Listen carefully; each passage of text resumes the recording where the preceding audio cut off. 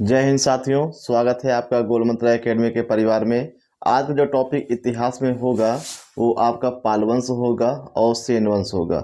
और इन दोनों वंशों का जो संबंध है, भारत में एक राज्य है पश्चिम बंगाल, उन्हीं से है। तो उसकी अब हम चर्चा करेंगे। तो इस बहुत छोटे छोटे दोनों वंश हैं और एक ही वीडियो में क्या दोनों वंश आपके कंप्लीट हो जाएंगे। तो इसमें लिखा हुआ डिटेल में, लेकिन जो आपके महत्वपूर्ण हैं, पेपर में पूछे जाते हैं, तो उनको हम टिक कर देंगे। उन पे आप क्या उनको अच्छे से कंठस्थ कर लेना और वही आपके पेपर में पूछे जाएंगे। तो देखेंगे हम लोग आज क्या है, बंगाल का पाल वंश है। तो इसमें बहुत सारे आपके राजा के नाम लिखे हुए हैं। तो ये जो हायर एग्जाम में कभी कभी पूछ लिया जाता है, पीसीएस वगैरह में जितने भी राजा हुए हैं इनका कार्यक्रम पूछ लिया जाता है। फिलहाल जो है वनडे एग्जाम में अभी तक तो नहीं पूछे गए हैं। भविष्य किसने देखा है, वो तो भविष्य की बात है। तो हम स्टार्ट करेंगे आज जो है बंगाल का पाल वंश।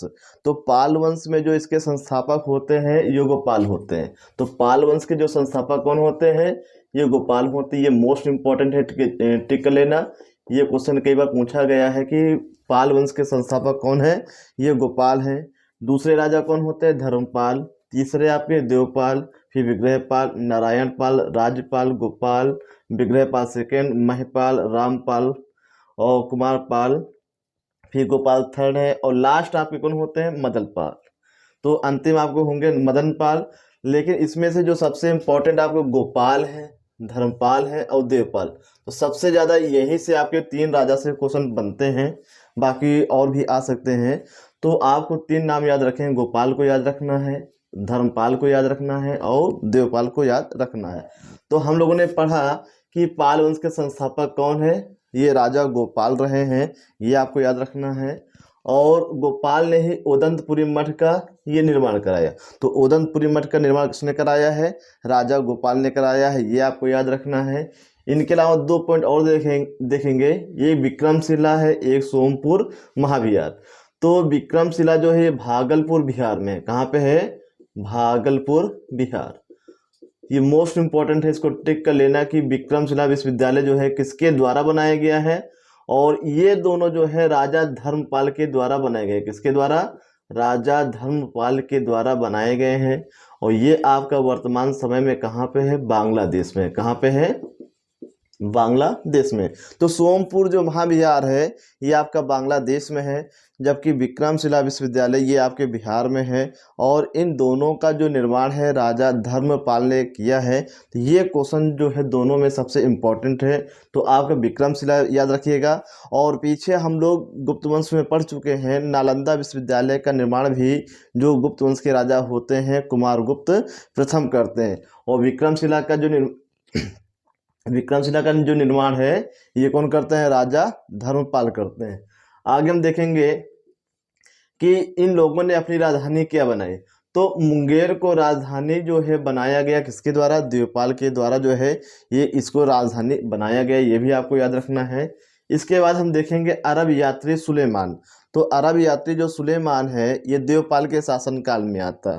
तो ये आपको याद रखना है कि अरब यात्री सुलेमान किसके शासनकाल में आता है, राजा देवपाल के शासनकाल में आता है। आगे हम देखेंगे कि महिपाल जो है, तो महिपाल जो है पाल वंश का दूसरा संस्थापक माना जाता है, ये भी आपको याद रखना है। और जो चोल वंश के राजा होते हैं इन्होंने महिपाल के ऊपर आक्रमण किया था और महिपाल को हराया था। क्वेश्चन आएगा कि महिपाल को किस वंश के राजा ने हराया था, तो आपको याद रखना है चोल वंश के राजा होते हैं राजेंद्र चोल होते हैं। आगे हम देखेंगे रामपाल, इनसे क्या बनेगा। तो रामपाल जो है अंतिम शक्तिशाली शासक होते हैं, जबकि जो अंतिम शासक किसे माना गया है, मदनपाल को माना गया है। तो इस प्रकार से हम लोग देखते हैं कि ये आपका कंप्लीट हो गया क्या, ये पाल वंश। एक क्वेश्चन और बनता है, पूछा जाता है त्रिपक्षी संघर्ष। तो यहाँ से क्वेश्चन आपके पूछे जाते हैं त्रिपक्षी संघर्ष।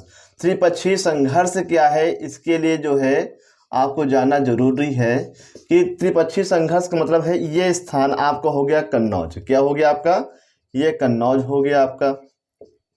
तो कन्नौज के लिए क्या, इधर के एक राजा होते हैं गुजरात साइड के, तो ये आपके होते हैं प्रतिहार वंश के राजा। प्रतिहार वंश के राजा होते हैं, उनका नाम होता है वत्सराज।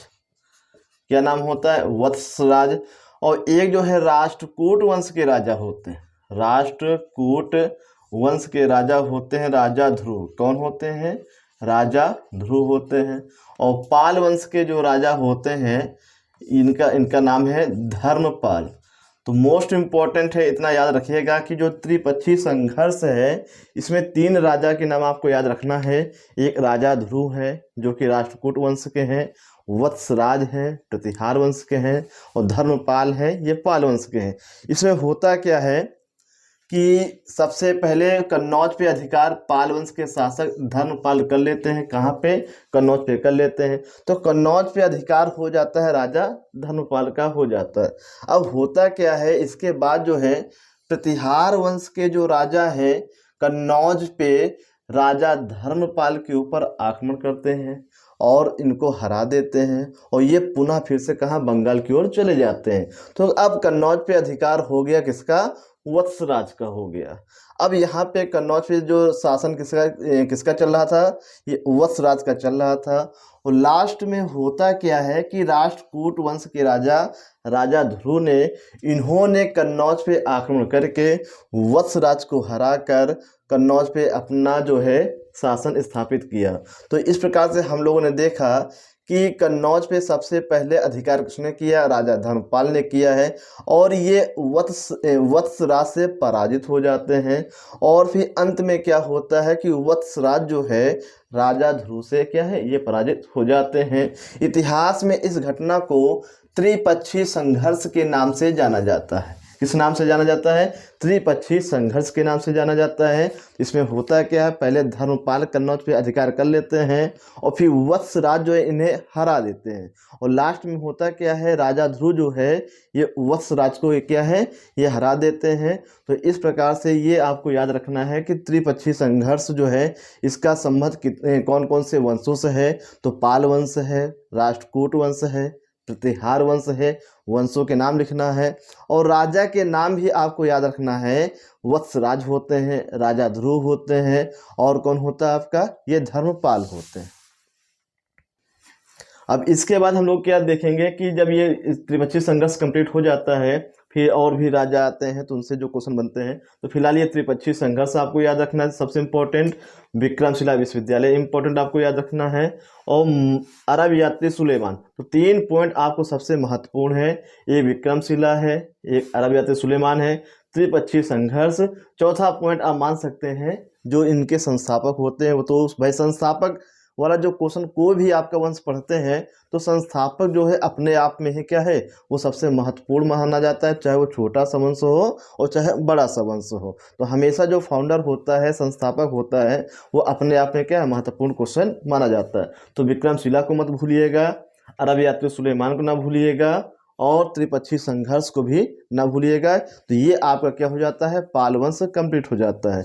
अब इसके बाद देखेंगे कि बंगाल में जो है क्या कहते हैं, इसके बाद सेन वंश का उदय होता है। क्या होता है? सेन वंश का उदय होता है। और सेन वंश में जो है सबसे प्रतापी राजा जो होते हैं ये लक्ष्मण सेन होते हैं, और इनका एक दरबारी कवि होता है, दरबारी लेखक होता है जयदेव, जिन्होंने गीत गोविंद की रचना की है। तो हम लोग देखते हैं बंगाल का सेन वंश। क्या देखते हैं? बंगाल का सेन वंश देखते हैं।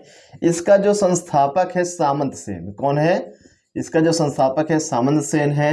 फिर इसके बाद राजा आते हैं विजय सेन, और विजय सेन का जो समय है लगभग 1095 से 1158। एक चीज़ आपको ये जानना है कि प्राचीन काल में जो हम लोग जब इतिहास को पढ़ते हैं तो इसमें जो समय का एक विशेष महत्व नहीं है, क्योंकि एक आइडिया के लिए लगभग समय बता दिया जाता है। और पेपर में चाहे पीसीएस हो चाहे वनडे एग्जाम हो, प्राचीन इतिहास में आप लोग देखेंगे कभी भी सन से क्वेश्चन आपके नहीं पूछे जाते हैं।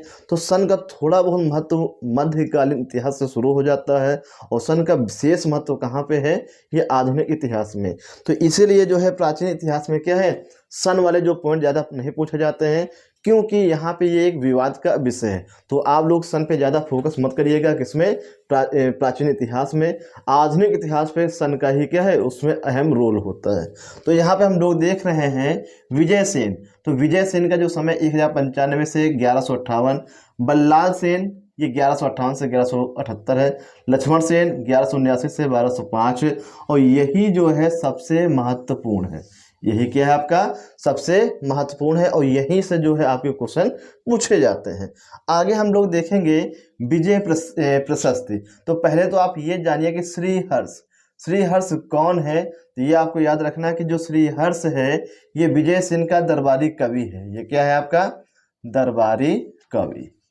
क्वेश्चन पूछेगा कि इतिहास में जो श्रीहर्ष एक कवि हैं तो किस राजा के यहाँ ये दरबारी कवि रहे हैं। तो आपको याद रखना है विजय सेन के ये दरबारी कवि होते हैं।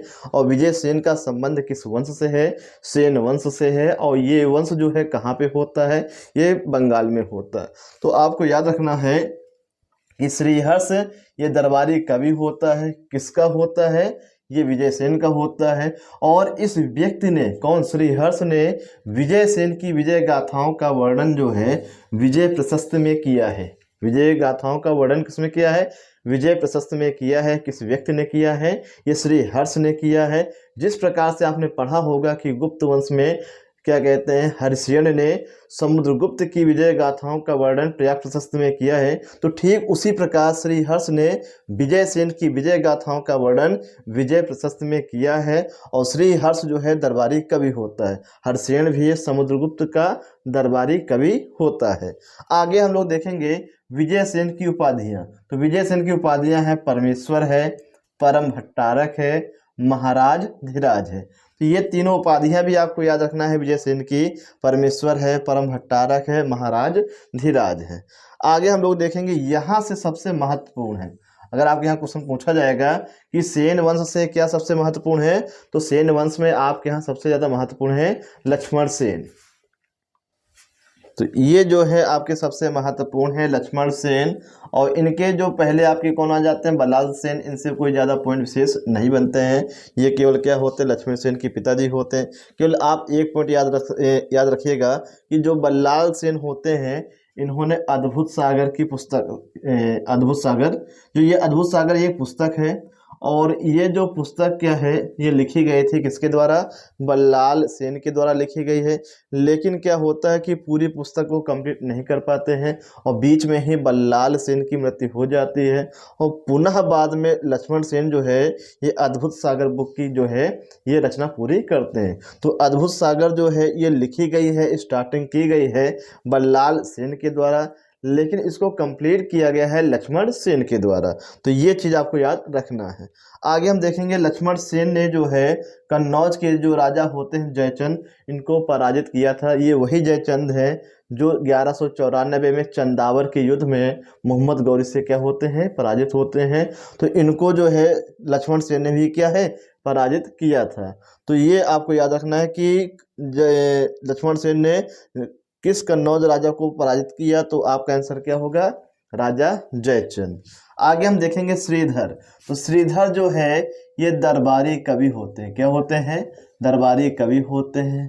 किसके होते हैं, लक्ष्मण सेन के। किसके होते हैं, लक्ष्मण सेन के। तो श्रीधर जो होते हैं ये दरबारी कवि होते हैं, लक्ष्मण सेन के होते हैं। ये आपको याद रखना है। और सबसे वेरी वेरी इंपॉर्टेंट याद कर लेना, ये आपका सबसे महत्वपूर्ण पॉइंट है कि गीत गोविंद के राइटर कौन है।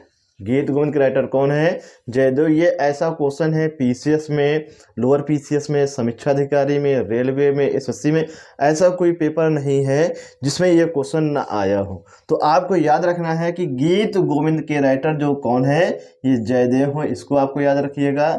और जयदेव हैं, धोई हैं, हलायुध हैं, ये तीनों क्या होते हैं, ये सब दरबारी होते हैं। किसके, ये सब दरबारी होते हैं लक्ष्मण सेन के। किसके होते हैं, लक्ष्मण सेन के। तो गीत गोविंद के राइटर कौन है, जयदेव हैं। पवन दूत के राइटर कौन है, धोई हैं। ब्राह्मण सर्वस्व के राइटर कौन है, हलायुध हैं। तो जयदेव, धोई और हलायुध। तो ये चीज़ आपको याद रखना है, गीत गोविंद, पवन दूत है और ब्राह्मण सर्वस्व। तो ये तीनों पॉइंट आपको अच्छे से याद रखना है। और तीनों जो है ये लक्ष्मण सेन के दरबारी जो लेखक होते हैं और राइटर होते हैं। इनमें से जो हलायुध है ये लक्ष्मण सेन के दरबार में मुख्य जो है न्यायाधीश था। क्या था, न्यायाधीश था। और ये मुख्य मंत्री भी रहा। कौन, हलायुध। एक पॉइंट और आपको याद रखना है, लक्ष्मण संवत। तो आपने पढ़ा होगा जिस प्रकार से हम लोगों ने देखा कि पैगंबर साहब ने 622 में हिजरी संवत को आरंभ किया है और शक संवत को 78 ईस्वी में क्या है कनिष्क ने आरंभ किया। 319 में जो है चंद्रगुप्त प्रथम ने क्या है गुप्त संवत आरंभ किया।